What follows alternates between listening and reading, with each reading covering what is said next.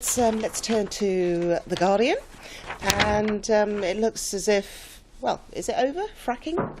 I think so. Yeah. I mean, there's been a huge amount of opposition to fracking from the very, very beginning.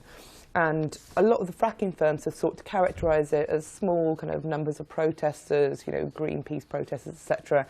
But almost every community fracking has happened in has been met with absolutely, you know, huge numbers of protests.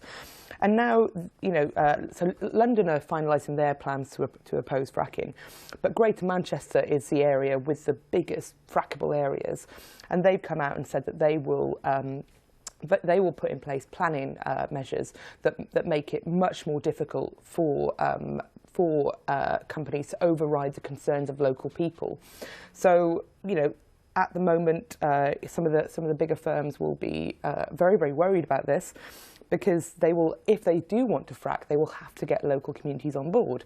And if you look at what's happened in the current areas where fracking has gone ahead, which is multiple earthquakes, I can't imagine a local community will actually push ahead with this.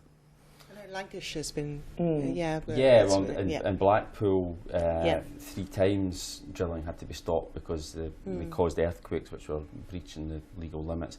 I think what's also significant is that many Conservatives are also opposed to this. It's not a purely party political thing. It doesn't split along left-right lines. You know, it's if you're a local MP and you've got constituents coming to your surgery saying, "I'm really concerned about fracking," you know, it's in your interest. You're clearly going to be sceptical, to say the least, about fracking. And I mean, I think it's safe to say that in terms of PR, I mean, fracking is just, the PR sound is awful. It's never ever.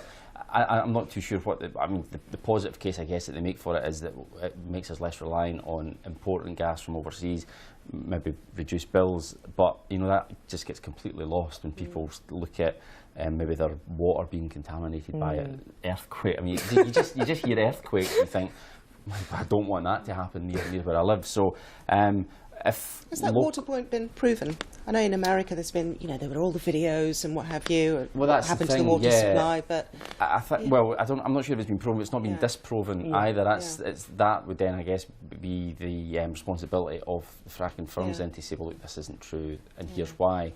And that positive case for it has never ever been made properly. And there isn't any trust in the fracking firms? No, none. So none I understand that. I think I was reading that Quadrilla have had to remove equipment off sites because they don't want to pay for rent, for rental costs. Okay, let's turn to